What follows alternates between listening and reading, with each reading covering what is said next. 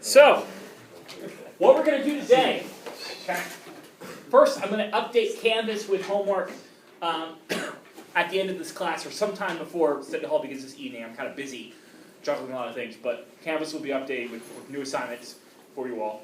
Okay, but the big thing we're going to go over today are basic differentiation rules, or basic derivative rules.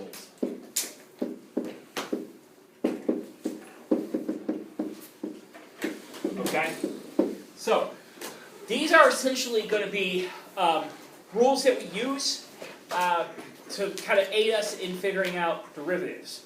So we'll see these pop up over and over and over again. Okay, or kind of aid them, and they're all going to be based around the power rule ultimately. Okay, so let's start with that one. Okay, let's just do a quick reminder. What's the power rule? Okay, first one is the power rule. And the power rule, we saw it before, is f of x equals, if f of x is equal to a x to the nth power, then f prime of x is equal to a times n times x to the n minus 1 power. Okay? Now, for a lot of these rules I'm going to go over today, I'm also going to use a slightly different notation, okay, because it's a little bit easier to show what's going on. I'm going to use essentially the notation of d over dx, okay? And what this basically says, you saw d over dx of x to the n, that basically says take the derivative of what follows, okay? So you can think of this as the derivative as an operation almost, okay?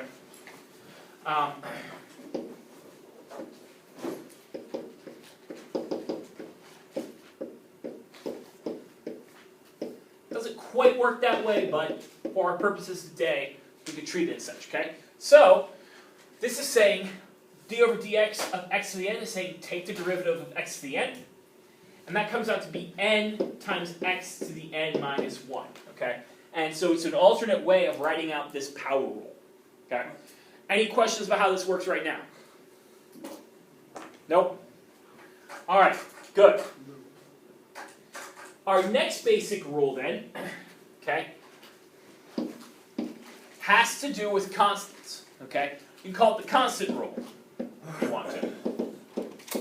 Ah, there it is. Okay. Constant rule, okay? How this one's going to work, you're going to have d over dx of some constant c. What do we know that's going to be equal to? 0. Okay? Always 0. There's actually a quick proof. We use the definition of the derivative to prove this, by the way. You'll end up always getting 0 over 0. Okay? What that basically tells you, and so you end up having to use the limit numerically to show that the thing actually ends up being 0. Okay? Ends up being a kind of an interesting proof. But remember, ultimately, derivatives are limits. So if you get 0 over 0 as an answer, it doesn't work. It means there's something else going on. Okay? Any questions about this rule right here? It should be super easy. All good? All right. Our next derivative rule that we're going to look at here. Okay? Just do a new page here. Okay? It's going to be a scalar rule or a multiplying rule. Okay? We'll call it the scalar rule. Okay? And basically what it says is that because derivatives are limits, okay, they're going to have the same basic properties as the limits. If you remember, one of those properties was you could remove a constant out front of the limit as at will, basically. So if I had like the limit of 5x, okay, I could take the 5 and write that 5 to the limit of x if I wanted to. Well, derivatives work exactly the same way. Okay? So if I'm taking the derivative, okay, of a times x, like so, I can, or ax to the nth, if you will, I can rewrite this as a times the derivative of x to the nth, okay, and then proceed on from there, okay. Constants can come in and out of derivative all that I want to, okay. Kind of a silly example of how this might work. Okay. If I had something like f of x equals 50x squared minus 100x plus 200, I could factor the 50 out.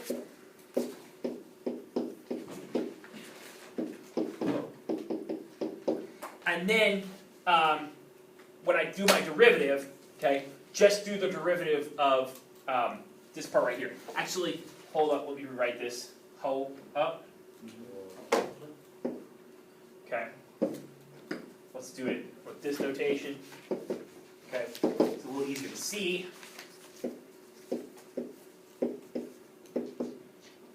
So 50 times 2x minus 2. Okay.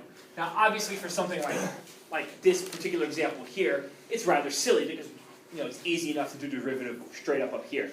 Where this will come in useful, though, is when I have when I'm trying to cancel things out. I can maybe in a larger problem, I can cancel this 50 out and then have an easier derivative to deal with. Or, as we'll see later on, there'll be big, nasty derivatives we have to take. And if you can factor something out like a constant, it simplifies things greatly. Okay, you can just kind of ignore that it's there. But basically, scalars can come in and out of derivatives at will. Okay?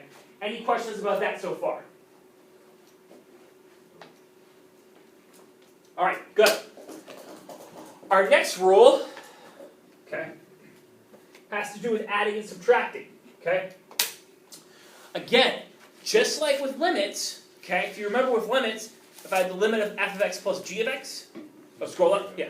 If I have the limit of f of x plus g of x, I can rewrite it as the limit of f of x plus the limit of g of x. I can do the same thing with derivatives, okay? So if I'm taking, okay, so adding dash subtractive rules.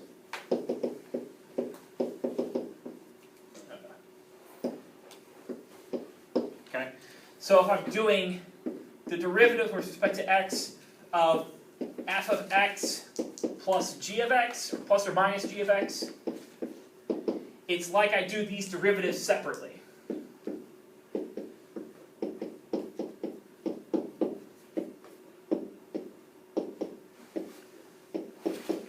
Okay, and so that's how that particular property works. Okay. By the way, a lot of these we've actually already seen in some capacity. Okay, we just didn't know that these things were called what they were, or what they are. Okay, so for example, every time we've taken the derivative of a function like x squared plus 5x minus 2, we're actually using this property here. X squared is a single function, 5x is a single function, 2 is a single function. Okay, and so it behaves just like that there. Okay. Any questions about this so far? Okay. These rules, very simple rules here. Okay. And again, they're exactly like the limit rules we've seen before. Okay. All right. Good. Now, as far as basic rules are concerned, these are the this is really it for the basic rules. Okay. Notice how I'm not going to define a multiplying rule or a quotient rule as a basic rule. Okay. Those end up actually being special rules that we are going to learn at a later date. Okay. But as far as basic rules in which I use the power rule for, okay, these were essentially it. Okay. What I'm also going to do today, though, is define for you, or start defining for you, a list of special derivatives. Okay, there's a lot of functions out there, okay, where the power they don't follow the power rule. That is because, or they don't follow a standard derivative, and a lot of them you just end up having the easiest thing to do is just learn what they are and memorize them. Okay, a lot of them can be derived as well. Okay, but you don't want to necessarily have to derive them every time you have to use them. Okay. And if we worked out the definition, we'd always get these things to come out the way they are. Okay, So it's easier just to learn what they are and follow through. And so the first two special derivatives we're going to look at, okay? Special derivatives, and we're going to have a long list of these. Okay? My special derivatives. My first one, okay, is going to be the derivative of the sine of x, and my second one is going to be the derivative of the cosine of x. Okay? And these are rather anticlimactic. Do you know what the derivative of the sine of x is? It's the cosine of x. Okay? It's cosine of x, and then I'm going to write something kind of weird, and I'll explain it in a second. Dx. Cosine of x, dx. Okay?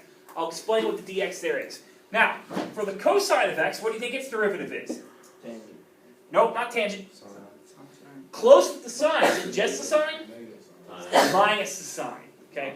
It's negative sine. Okay? Negative sine of x. And again, afterwards, I'm going to write a fishy little thing, dx. Okay? So these are the first two special derivatives. Note too, this is cyclical. Okay? If I follow all the properties I had before and apply them, if I took the derivative of minus the sine of x, I'm going to get minus the cosine of x. If I take the derivative of minus the cosine of x, I'm going to get the sine of x. So what happens there? Well, if I just keep taking the derivative of the sine of x, it just goes in a big circle right back to where it started. Okay? So if I actually wrote that out, okay, it would go, my original function was f of x equals sine of x. Its derivative is the cosine of x. The second derivative is minus the sine of x. The third derivative is minus the cosine of x. And the fourth derivative is sine of x again. Okay? And so what's going to be the fifth derivative? Cosine of x. It just repeats like that. Okay? So it's a giant circle, if you will. Okay? Circle derivatives, I guess. Okay. Now, in both these cases, though, I wrote something fishy at the end. I wrote that dx at the end. What on earth does dx stand for, do you think? It does stand for derivative of x. Good. Okay? So, it's cosine of x times the derivative of x. What x do you think we're talking about in these cases? The one inside. We're talking about that x right there. What this means is, if I have something a little bit more complex than, let's say, just plain old sine of x, okay? Let's say I have the sine of x squared, okay? The derivative would be cosine of x squared times whatever the derivative of x squared was, okay? You're actually seeing that happen right here, okay? The derivative of sine of x is cosine of x times whatever the derivative of x is. But what's the derivative of x? It's 1. So that's why we'd simply leave it off, okay? But an example of this, if I did the derivative of the sine of 3x squared, okay, it's going to be the cosine of 3x squared. Notice how that stayed the same. But then I'm going to multiply this by the derivative of 3x squared. What's the derivative of 3x squared? 6x. Okay? And so my answer then comes out to be 6x cosine 3x squared. Okay? And so that's what that dx stands for at the end. Okay? You're actually going to see that pop up a lot. Okay? Especially with these special derivatives. It's actually ends up being what's known as a special application of something we're going to learn later called the chain rule. Okay? But for now, if you just remember, whenever I do a special derivative like sine of x or cosine of x, I'm going to multiply whatever it is by the derivative of that argument, of that angle. Okay? Yes? Yes, you may. Use the power rule to get 6x? Yep. Yeah, that part's easy. That's simple power rule. Okay, 6x there. But the special part of this was the fact that the derivative of the sine is cosine. Okay? so on and so forth. Later on, I'm going to introduce to you all the rest of the trigonometric derivatives. They're all going to be based off of this, and basically based off of these two, using a special rule as well. So, for example, the cosecant of x. What's the cosecant of x equal to? 1 over sine of x, right? Okay. So, 1 over sine of x, I will apply later on something called the quotient rule to it, and the result is going to be the proper derivative of the cosecant of x. And then you know what it is, but then it's just easier to memorize what the derivative of the cosecant of x is. Okay. And we'll see that when we get there. Okay. But for now, we'll start off with these two. We'll take baby steps into it. Okay. Any questions about these special derivatives? We can sit down and derive them if you want to. Okay? Why does the derivative of the sine of x is the cosine of x? Why the derivative of the cosine of x is minus the sine of x? We could do that. It just takes a little while to do. Plus, it's also written on your book on page 112. So 112 of the book has the full proof written out there. Okay? So we don't necessarily need to reinvent the wheel every time. Okay? Plus, think of it this way. Do you want to use the definition of the derivative every single time just to do this? No. What's a lot easier? Just knowing derivative of sine of x is cosine of x, right? Right. So start learning these. Okay? All right. Any questions about this right here? All right, good. Now we're going to start. We're going to take a little bit of a change of pace here, and we're going to now start looking at the applications of the derivative. Okay.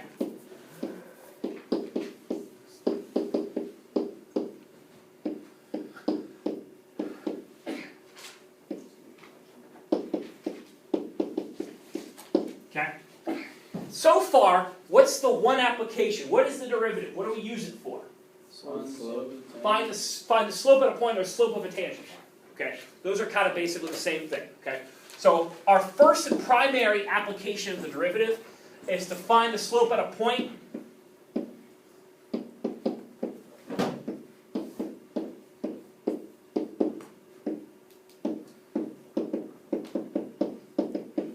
or slash, if you will. We'll put a slash. Find the slope of a tangent line at x equals a. Okay. Turns out when you do that, it's the same exact thing. Okay. Slope at a point is the same thing as the slope of a tangent line. Okay. At that point, they're identical. That's the primary use of the derivative we have so far. Okay.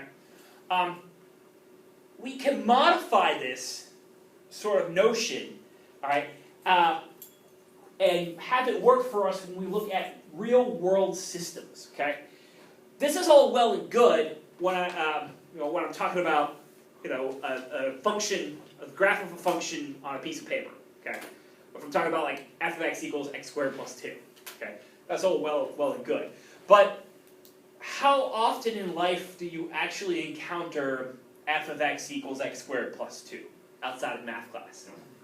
Physics class. Never. Okay, well, even in physics class, don't they do more with it? They don't just give it to you like that. They're telling you it means something, right? Mm-hmm.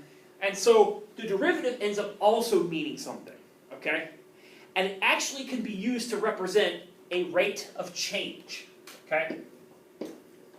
So the other big application of the derivative is to model an instantaneous rate of change.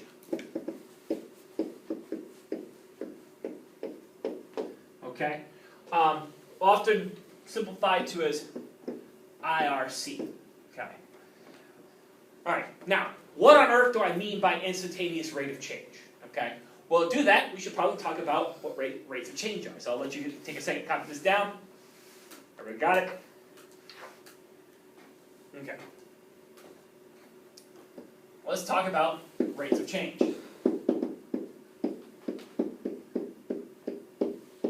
Okay. A rate of change is basically the rate, the numerical way, if you will, quantity of how a system changes. Okay. Usually it's just how the system changes over time. Okay. We use these things all the time. Okay. For example, can anyone right now think of a rate of change that you use? Acceleration. Okay, acceleration is a rate of change. It's the rate of change of what? Speed. Speed or velocity. We'll use the word velocity, okay? But velocity itself is what? It's a rate of change as well, right? What's velocity of the rate of change for? Position, okay? So right there we actually have two rates of change that we deal with on an average basis.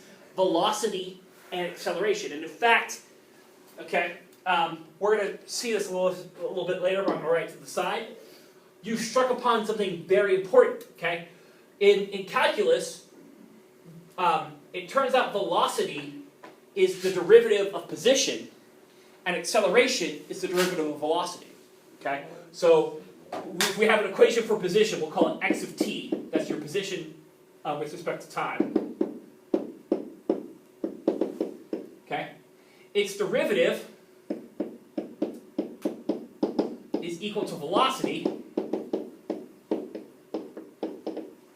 and velocity's derivative is equal to acceleration. Okay? So good. Those are some rates of change. And good. Can you think of something in real life that you might do, actually in real life? Exponential graph. Not quite. Not population growth. Yeah. Certainly that is a change, and so therefore a rate of change there is an application of the derivative, or would be. But that's not what I'm trying to get at. I'm trying to think of something like, if I go outside right now, I could demonstrate a rate of change. What's one way I could do that? Rainfall. Okay, so the rainfall, the rate of the rainfall right now is certainly a rate of change. Temperature. Temperature can be done as a rate of change. Okay? Think in terms of velocity. If I got in my car and started going down the highway, Miles per hour. miles per hour, right there. The speed of my car is actually a rate of change, and in fact, okay, you have these signs that say don't exceed this rate of change. That's what a speed limit is. Okay? Speed limit says the speed limit's 55. It's saying the rate of change in your velocity can't exceed 55 miles per hour. Okay? Now, it turns out though, what they mean there is not that your rate of change can't exceed 55 miles per hour. It's that your instantaneous rate of change can't exceed 55 miles per hour. You end up having two types of two rate changes we look at.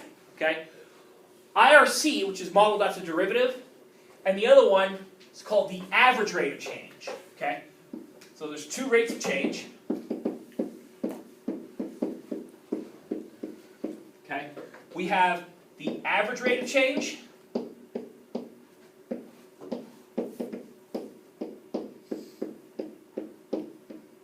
And the instantaneous rate of change.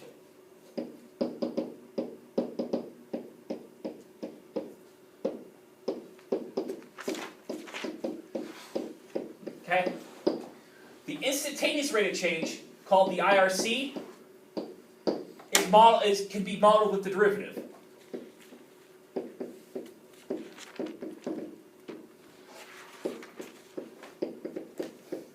Okay? The average rate of change is usually done as ARC. Okay, it's usually abbreviated ARC. And what do you think it is modeled after? What do you think models it? Okay, so slope, what's a different name for slope? Begins with a D? No. Rise of run. Okay, well, rise of a run, okay. Difference. Difference quotient. Okay? The average rate of change is actually modeled after the difference quotient. Okay?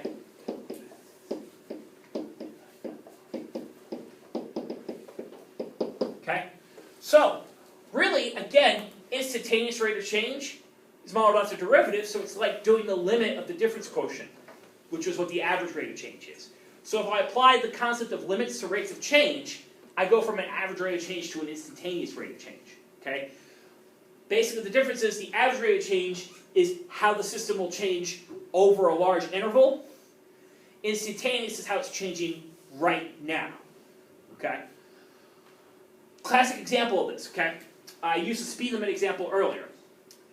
I can keep my average rate of change 55 miles per hour between, let's say, I'm driving from here to Culpeper. Okay? As long as I do that trip in a certain amount of time, okay, and don't get to Culpeper faster than that amount of time, my average rate of change is 55 miles per hour. Okay, it's like it takes about 20 minutes basically. If I do it faster than 20 minutes, that means my average rate of change was faster than 55 miles per hour. Okay, however, okay, that speed limit sign I was talking about before, that whole speed limit 55. Well, my average rate of change is just the average of how fast I'm going across the entire trip.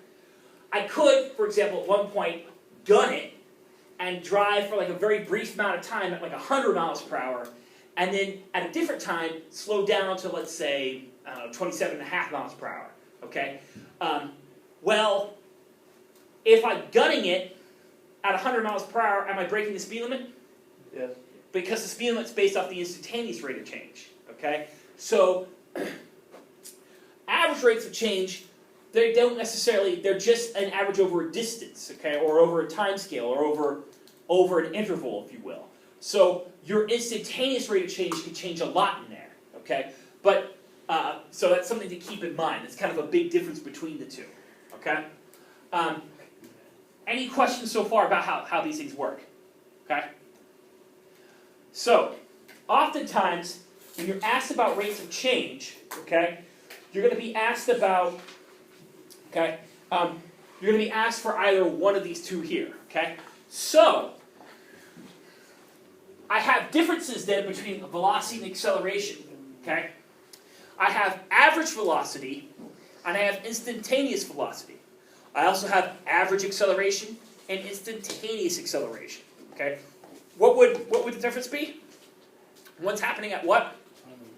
Time interval. Basically, one's happening at a point, while the other is modeling it after a larger area. Okay? Any questions? All right, good. The other way I can think of these two things, by the way, okay, is I can think of what they correspond to in a geometric sense. Okay? We already know what's the primary function of the derivative. It models what? Slope of a tangent line, right? So, the instantaneous rate of change, what do you think it ultimately represents? The slope of a tangent line, right? So I can think of the IRC as corresponding to the slope of a tangent line, okay?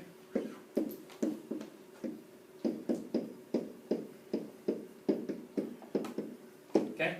So, when I'm talking about IRC, I'm talking typically about tangent lines, if you will. Okay? So I'm going to use the IRC to make a prediction or to extrapolate data. I'm going to basically be using it as part of a tangent line, if you will. Okay? The ARC, however, the average rate of change, what's it going to correspond to? Slope. Okay, slope of what, though? At a point. Not at a point, that'd be IRC. Of a what? Secant line, yeah. Secant line. Good. Okay? So it's going to represent the slope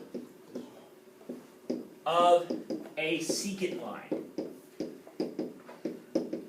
So again, if I'm going to model something off of the ARC, I'm going to, it's going to be a secant line that I'm modeling in that case. Okay? Any questions about that so far? All right. Let's take a look at an example of how all of this works together. Okay?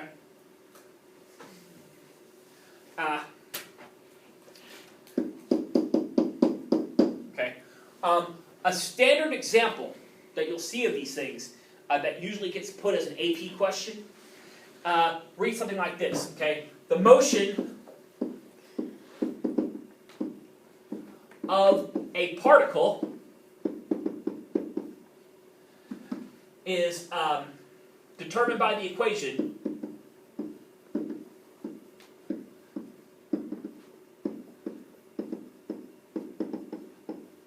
okay, x of t equals 3t to the third minus 4t plus 7, okay? Where t is time in seconds, okay? Now, okay, so you usually have a preamble like this, okay? We'll define this system. What we mean here by motion of a particle, okay, is determined by x of t equals this equation right here.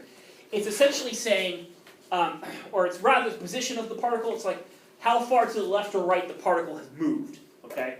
And, you know, it's kind of a simple physics question that illustrates this very well, okay? So x of t is position. X of t is position in this case, yes, okay? That's the standard way we typically write position, is x of t, okay? You might get some questions, like the first question might be like, what is the average velocity, okay, of the particle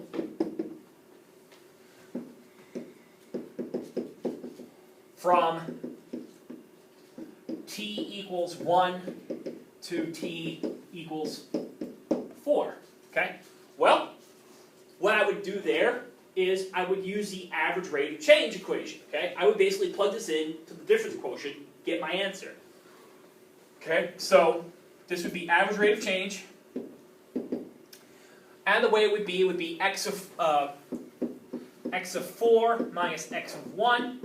That's not 1, that's a t. Hang on. Over 4 minus 1. Okay, if I plug 4 into that thing, ew, why did I choose 4? That's big, that's nasty. Use the calculator. It's 3 times 4 cubed, which is 64. Okay, so it's 192 minus 16 plus 7. Okay, minus 3 minus 4 plus 7, all over 3, okay? And so, we worked that out, okay? 192 minus 16 plus 7, 183 minus, that'd be 8, no, 6, yes. 177 over 3, which actually cleans up to be 59, okay? 59 units per second, okay? I never stated what my units for the particle were. They're usually in something like meters or centimeters or something like that. We like to keep things metric. Although the AP, because this is the United States, will use feet and yards and other stupid measurements a lot, okay? So keep that in mind. Yes, Tay? So you use the sorry. difference quotient at first there to x. I used the difference quotient because I was being asked for an average velocity, which is an average rate of change. Okay. That's like the cosecant, right? Huh? That's like the cosecant. That's the secant line, yes. Secant line, yes. If you asked for it at t equals 4, what would you do? It would be an instantaneous rate of change, Yeah. and I take the derivative of x of t. Okay. In fact, let's look at that, how that works. Okay. So our next one might be something like find. Okay. The second part of this question might be find the velocity at t equals 5. Okay. So t equals 5. That's the second after 4. Actually, let's do it at 4. Let's keep it at 4. Okay. Getting ahead of myself. Okay, so find the velocity at t equals 4.